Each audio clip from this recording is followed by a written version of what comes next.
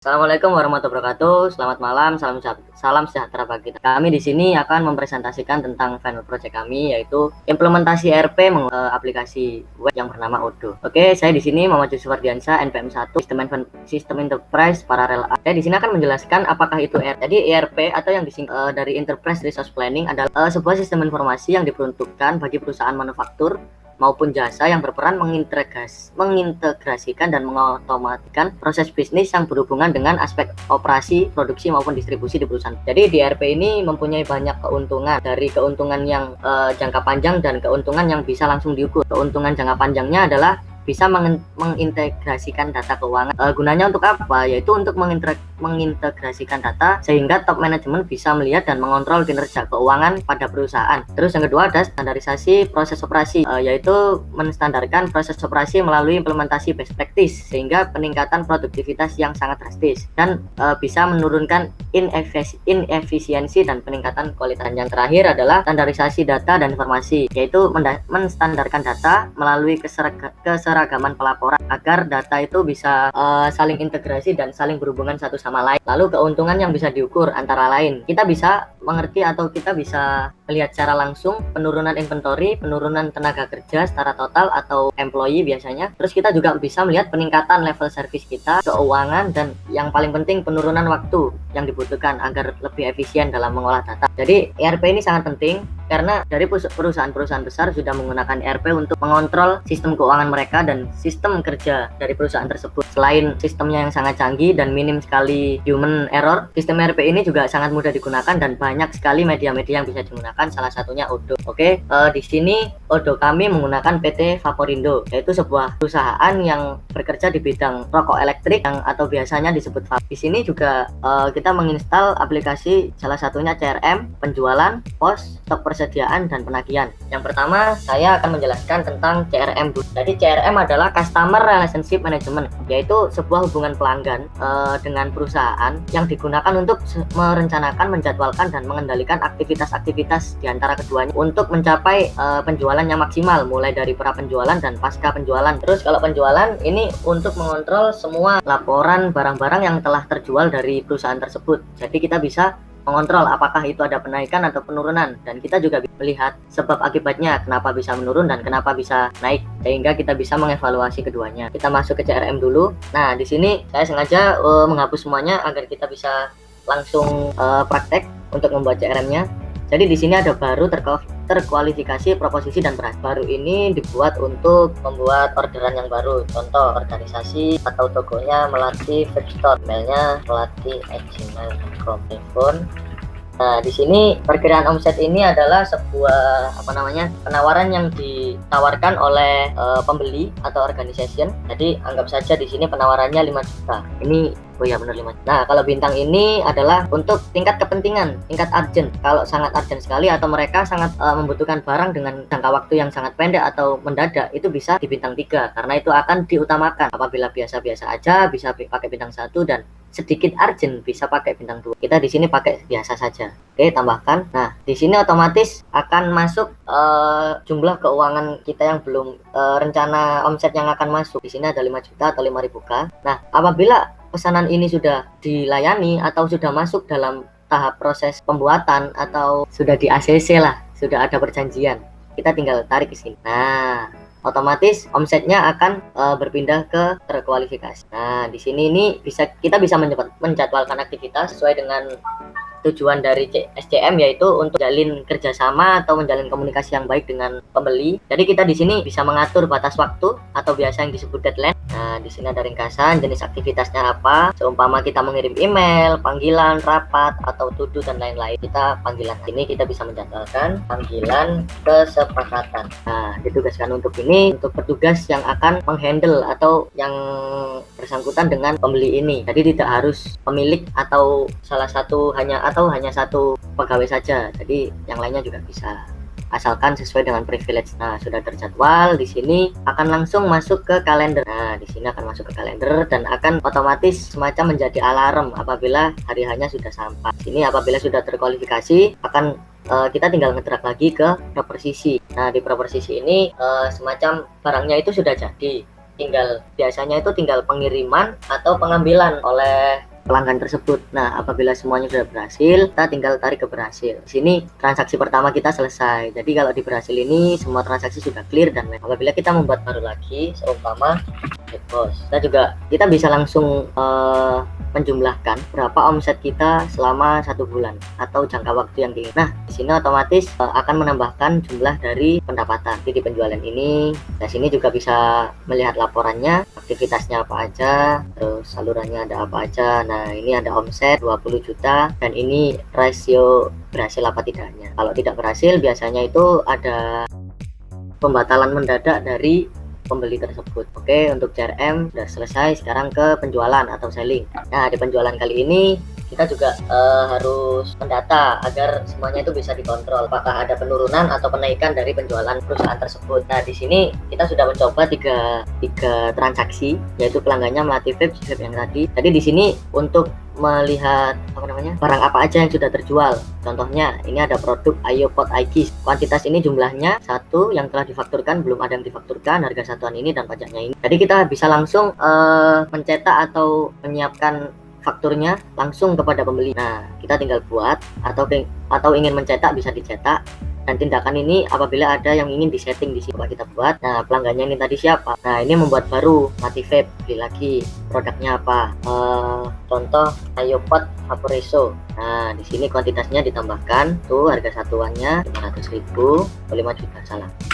Nah, ini akan masuk, kita bisa menyimpan dan langsung nah, ini kan ada ada fakturnya atau invoice-nya. Kita bisa mengirim ke email pembeli. Kita juga bisa itu kirim ke email. Nah, di sini akan memasukkan email-emailnya. Coba pakai email saya dulu.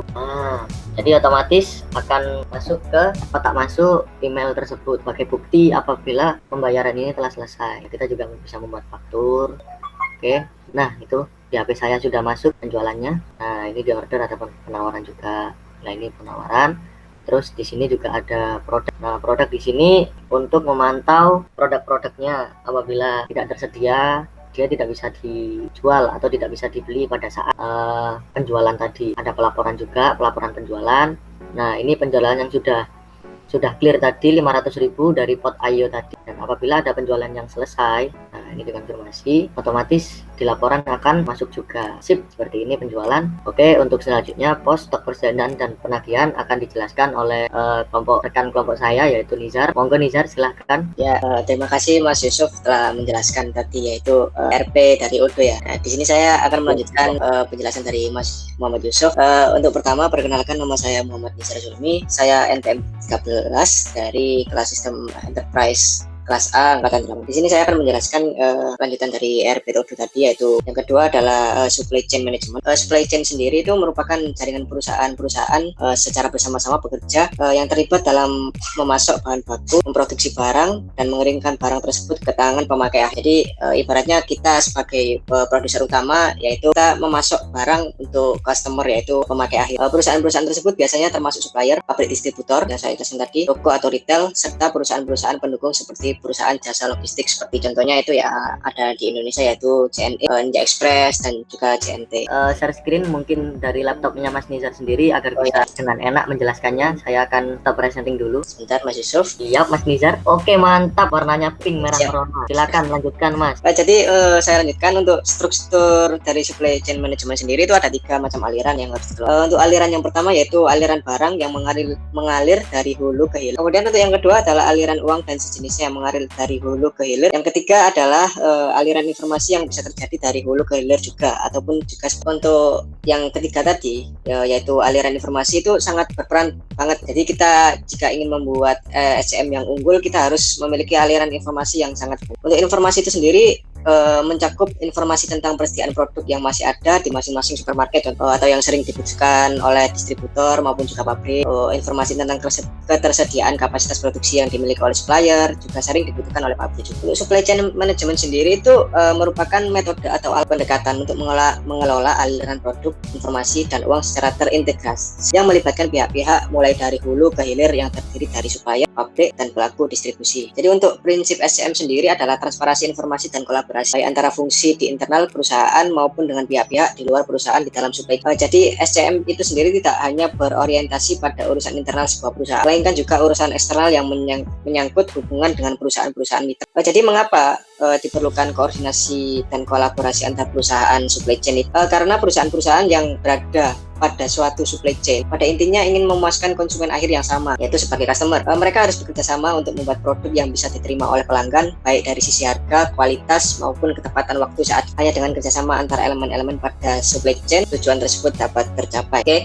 Jadi di sini juga menggunakan aplikasi ERP untuk supply chain management. Dimana di sini saya akan menjelaskan yaitu stok persediaan, penagihan, dan juga point of sales. Yang pertama itu stok persediaan. Nah, di sini kita dapat membuat detail dari stok produk kita, seberapa banyak produk kita dapat terjual atau berapa banyak produk yang masih ada di dalam gudang distributor. Seperti contohnya ini pada form order pengiriman ini terdapat 3 proses. Kita buka. Nah, tadi Mas Yusuf melakukan penjualan tadi yaitu di Melati Vapes yang tanggal terjadwalnya itu tanggal 31 bulan 12 tahun 2020. Kita buka. Nah, di sini terdapat beberapa informasi yang Mas Yusuf buat tadi, yaitu produknya itu tadi Ayo Pot iKis. Di mana Ayo Pot iKis ini belum siap untuk melakukan validasi hingga sampai ke distributor akhir. Jadi kita harus melakukan validasi terlebih dahulu, atau kita bisa juga membatalkan reservasi apabila distributor akhirnya berubah pikiran untuk tidak melakukan transaksi kepada distributor awal. Jadi kita bisa divalidasi. Nah, apabila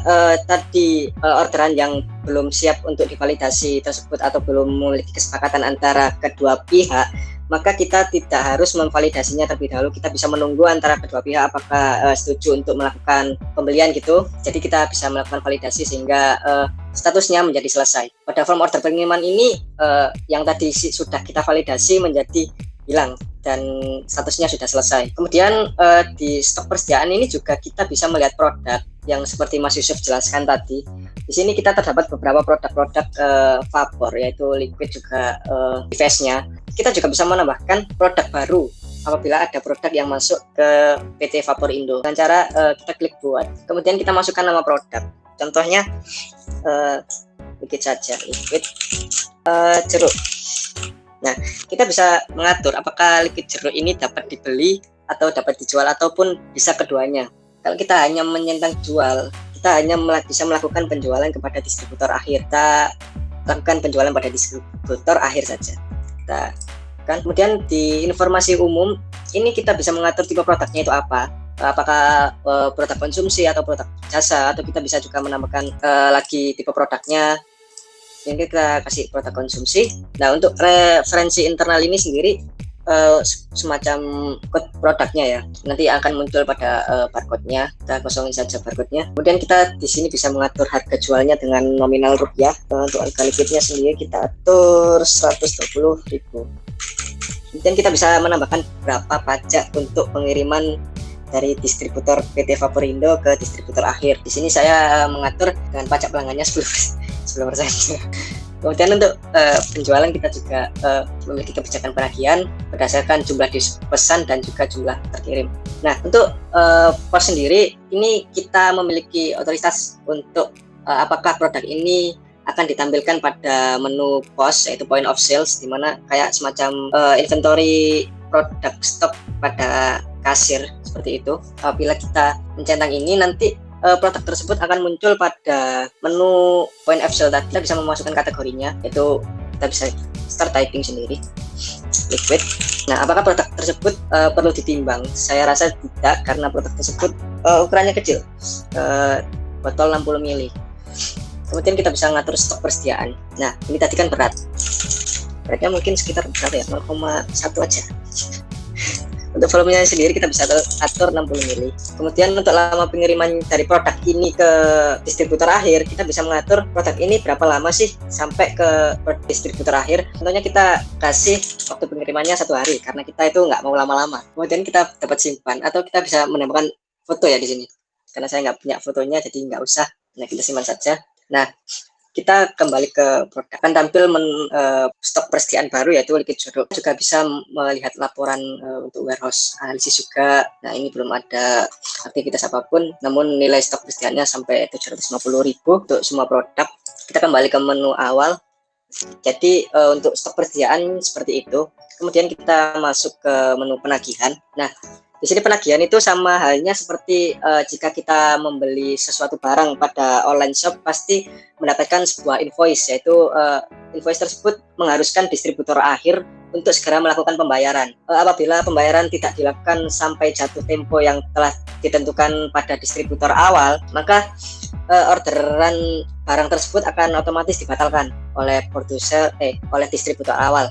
Untuk contoh, kita akan membuat faktur baru untuk distributor akhir. Nah, kita bisa menulis pelanggannya, distributor akhirnya. Di sini saya dan Mas Yusuf sudah menyiapkan, yaitu ada Holy Vape, Melati Vape, G Vape, Melati Vape Store, Vape Boss, dan juga distributor awal yaitu kita sendiri, PT Vaporindo.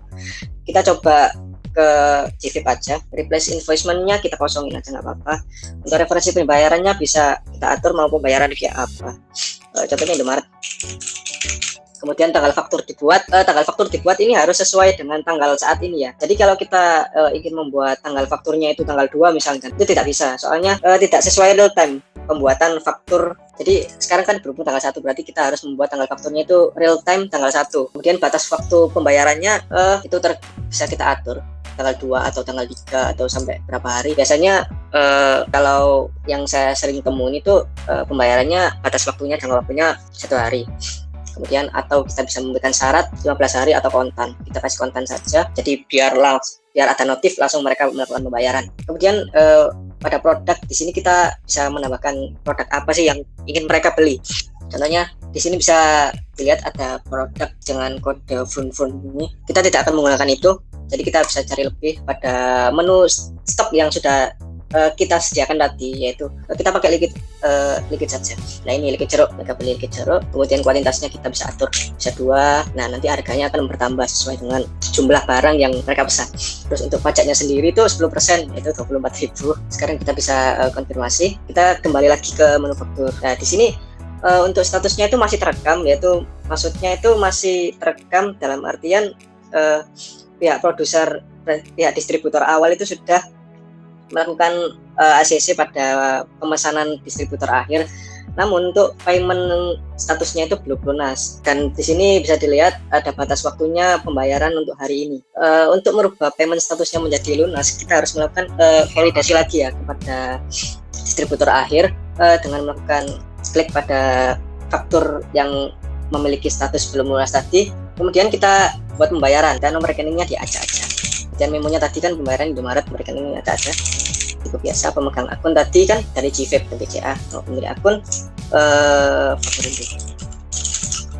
Nah, ini untuk rekening bank penerima. Mohon maaf, untuk pemegang akunnya kita set PT Vaporindo karena pihak distributor akhir akan membayarkan pembayarannya kepada kita. Nanti kalau kita set G Vape, uangnya kembali lagi.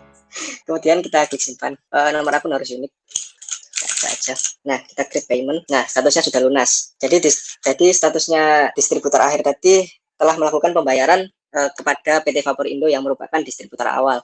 Nah, statusnya lunas. Nah, untuk penagihan di Odo kurang lebih seperti itu. Sekarang kita masuk ke point of sales-nya Odo. Di sini saya juga sudah memberikan form point of sale yaitu PT Vaporindo. Bisa kita lanjutkan. Nah, pada menu stok persediaan tadi kita telah membuat satu produk yang akan ditampilkan pada point of sales, di mana nantinya produk tersebut akan muncul. Nah, muncul di sini. Bisa melakukan pembayaran, bisa buat nama jalan, kota, kode pos, email kita aja. Nah, kita telah membuat tadi ketika customer-nya itu G Vape, silakan pilih metode pembayaran. Kita pilih bank.